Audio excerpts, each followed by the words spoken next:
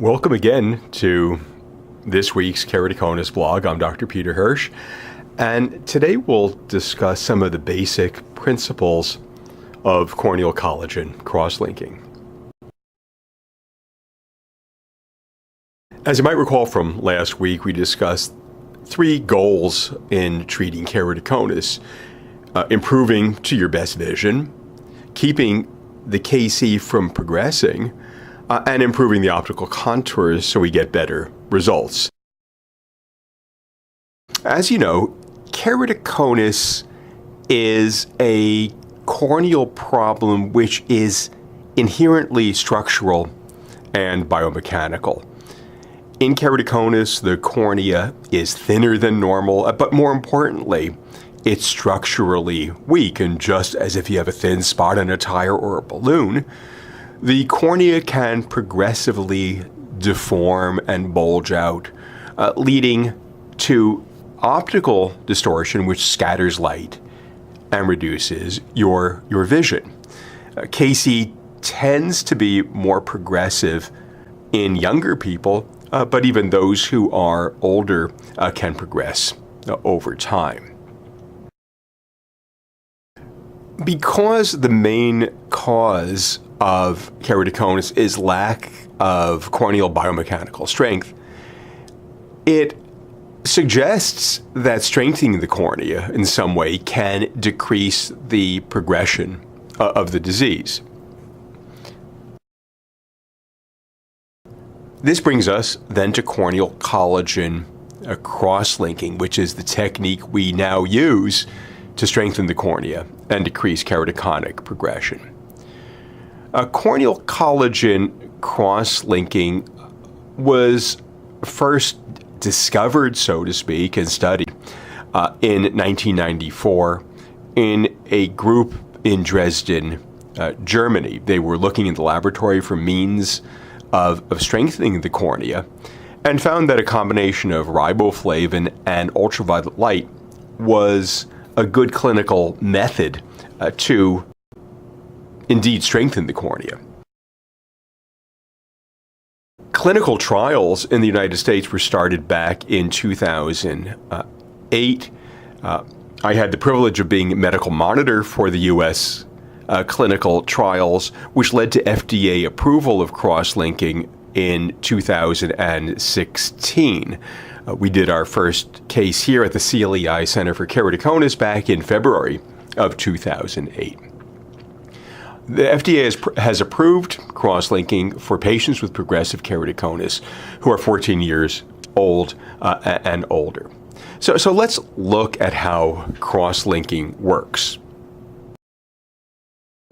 The anatomy of the normal cornea shows that it is made up of pancakes of collagen, literally like pancakes stacked one on top another, glued together by biologic sugars or syrups called glycosaminoglycans. There are also cells inside the cornea called keratocytes, endothelial cells on the very inside, and surface epithelial cells on the outside. In KC, these pancakes of collagen don't provide the kind of structural support that one sees in the normal cornea. Ultraviolet light, from the sun, is a natural cross-linking agent. Indeed, it's why we get more wrinkled skin as we get older if we've laid in the sun at the beach for many, many years. Ultraviolet light has a natural cross-linking effect of collagen in your skin and in other structures, making the collagen more rigid. But this is a very slow process. Riboflavin is vitamin B2. It's a yellow solution of what's called a photoactive flavonoid compound. Riboflavin absorbs ultraviolet light and thus acts as a photosensitizer to make the cross-linking reaction much more robust and quick. The riboflavin also supplies UV protection from other parts of your eye during the cross-linking procedure, such that the corneal endothelium, the inner layer of cells, the natural lens of your eye, and the retina are all protected. For those chemists amongst you, I'll show this next slide.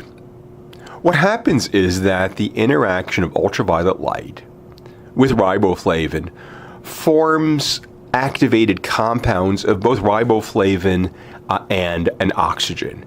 So these are compounds that are at a high energy state, and these then interact with the collagen molecules, the glycosaminoglycans of the corneal stromal superstructure to form these crosslinks. So it is essentially knitting together the collagen and other molecules that make up the cornea. This is somewhat like adding extra wires to a bridge to make the bridge stronger. As you see in this picture, collagen crosslinking increases the corneal strength and stiffness by over 300%. So it does, in fact, make the cornea stronger, more rigid, and less likely to progress in the keratoconic patient. You can think of this then as these two bridges. One is weak, and this is a bridge that eventually fell down, and the other, like the Brooklyn Bridge, is nice and strong. It's like adding additional wires to those bridges to make those bridges stronger. You can think of the collagen fibers in the cornea like the cables of a bridge.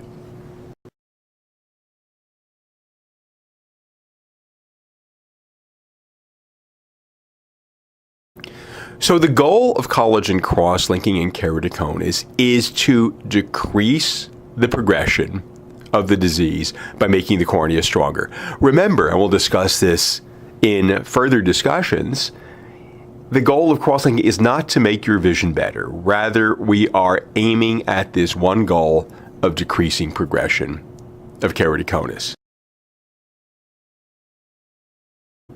So we hope to see you next week, where we'll discuss how is the crosslinking procedure actually done clinically.